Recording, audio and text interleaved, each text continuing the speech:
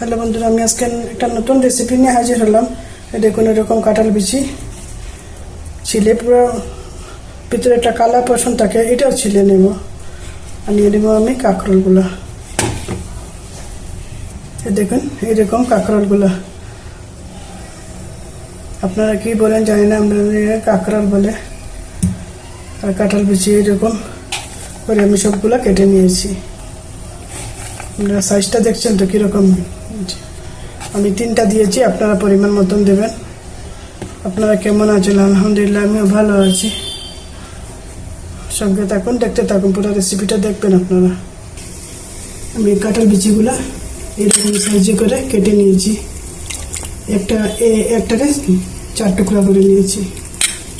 এখন সিদ্ধতে বসিয়ে দেবো, একটা হুইসেল দিয়ে দেবো, যাতে কাঁঠালের যে কোষটা এটা চলে যায়। বিচিটা সিদ্ধ হয়ে গেছে, নামিয়ে নিচ্ছি। এখন বা প্রেশার কুকারে বসিয়ে গরম হয়ে গেলে তেল দিয়ে দিচ্ছি।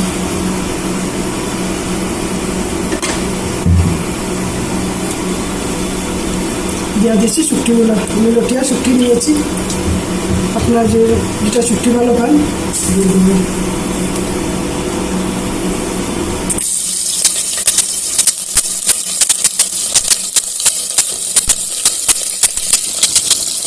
দিয়ে দিচ্ছি আমি পেঁয়াজ বাটা।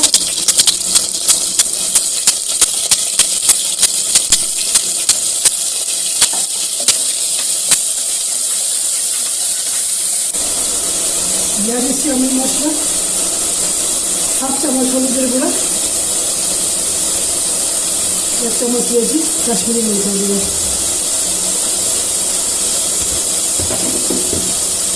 দিয়ে দিচ্ছি লবণ 2 চামচ। ছোটো চামচ হলে 2 চামচ দিয়ে, 4 চামচ হলে 1 চামচ হবে। দিয়ে দিচ্ছি অল্প একটু গরম জল, যাতে মশলাটা পুড়ে না যায়।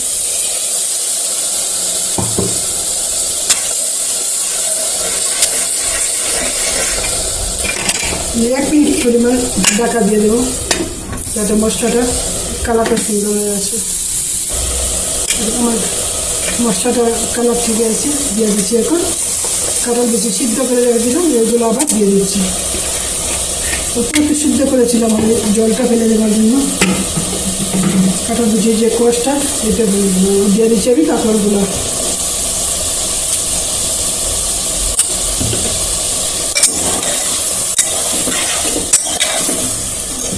দিয়ে দিচ্ছি আমি 4-5টা কাঁচা লঙ্কা।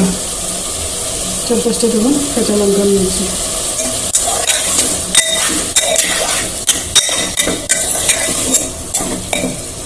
নাড়াচাড়া করে জল দিয়ে দেবো।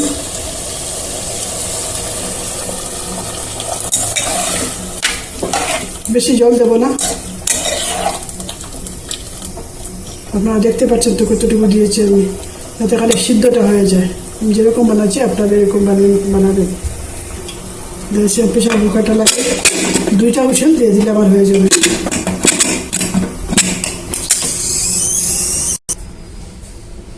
সবজিটা সিদ্ধ হয়ে গেছে, আমি একটা হাঁড়ির মধ্যে নামিয়ে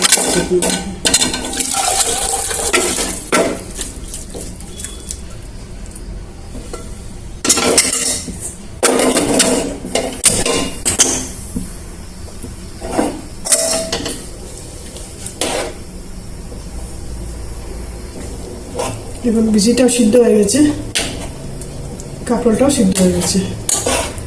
আপনারা যদি বিচিটা সিদ্ধ থাকে 3-4টা হুইসেল দিয়ে দেবেন, কোনো সময় বিচিটা সিদ্ধ কম হয়। পুরো সিদ্ধ হয়ে গেছে।